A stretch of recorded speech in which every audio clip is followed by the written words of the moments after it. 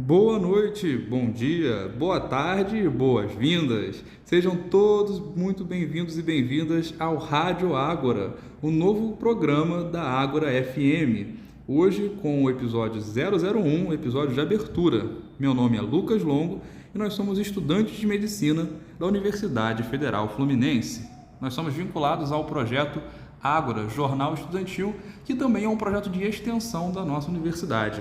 E hoje, no dia 16 de setembro de 2025, vamos falar um pouco sobre um novo medicamento que pode ajudar pessoas a voltarem a andar, novos materiais disponíveis no SUS para o tratamento de diabetes, um relatório da ONU que responsabiliza o primeiro-ministro de Israel por genocídio em Gaza e, ao final, um bônus local. Você sabe o que é o colegiado de curso? Então fica com a gente para entender um pouquinho sobre essas e mais notícias.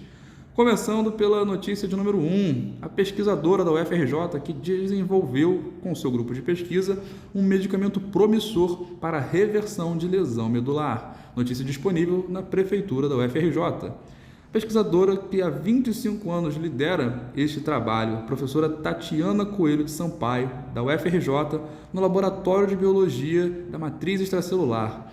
O foco dessa pesquisa é numa proteína chamada laminina, que com o medicamento experimental polilaminina pôde testar em pacientes e comprovar até o momento indicativos de reversão parcial ou até total retorno ao movimento previamente com lesão medular. Então esses pacientes que tinham aí uma expectativa de nunca mais voltarem a andar, ter um ganho mínimo de mobilidade, podem talvez ter a sua esperança renovada com essa inovação técnico-científica, um medicamento que agora, nesse momento, tem como próximos passos a liberação da Anvisa para estudos clínicos regulatórios em maior escala.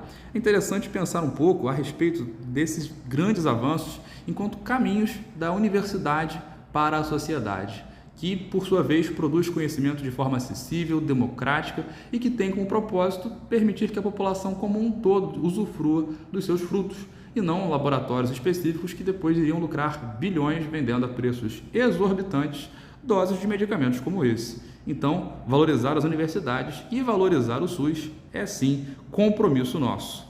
Segunda notícia. O Ministério da Saúde recebe o primeiro lote de 2,5 milhões de canetas reutilizáveis para insulina, matéria disponível no gov.br. Foi entregue um lote inicial de 321,4 mil canetas reutilizáveis para insulina NPH irregular. Até outubro serão entregues mais 2,2 milhões, totalizando 2,5 milhões de canetas. E essas canetas reutilizáveis têm validade de até 3 anos após o primeiro uso, ajudando no manejo correto da insulina e sendo distribuídas integralmente pelo Sistema Único de Saúde. É interessante observar que o SUS já distribuiu mais de 62 milhões de unidades de insulina em 2025, com a previsão de aumentar ainda mais esse número nesse ano. E em relação à gestão do cuidado, em relação à saúde das pessoas que convivem com a diabetes mellitus, é interessante ressaltar a observação da Sociedade Brasileira de Diabetes. Qual é a importância dessa caneta reutilizável? Segundo a sociedade, essa caneta pode ajudar a melhorar o engajamento dos pacientes ao tratamento, reduzir erros de dosagem, promover maior segurança e comodidade, além de diminuir o desperdício de insulina e seringas plásticas, fazendo ainda bem para o meio ambiente. Mais um grande acerto da nossa saúde pública em benefício da nossa população. Terceira notícia, o relatório da ONU diz que Israel pratica genocídio em Gaza e responsabiliza Netanyahu pelo massacre. Notícia disponível no Brasil de Fato. A ONU apurou que as ações de Israel em Gaza configuram genocídio, com responsabilidade atribuída a Benjamin Netanyahu, Yoav Galan e Isaac Herzog.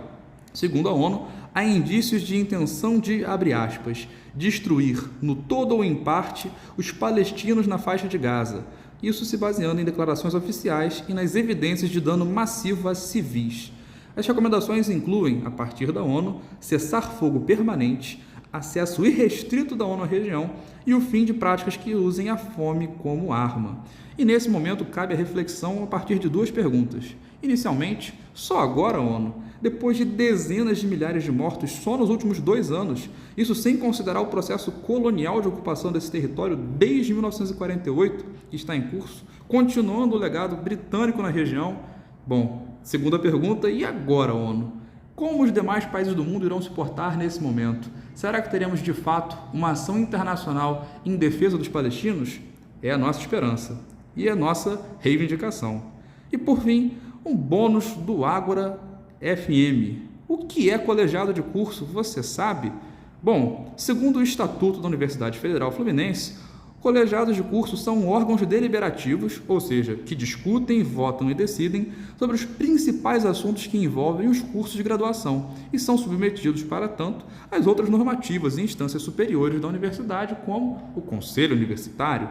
Mas, em relação ao colegiado de curso especificamente, este é presidido pela coordenação de curso e é formado por representantes dos departamentos que participam do curso e representado também por estudantes, com 1/5 do total de membros do colegiado. 20% das cadeiras, então, pertencem aos estudantes regimentalmente.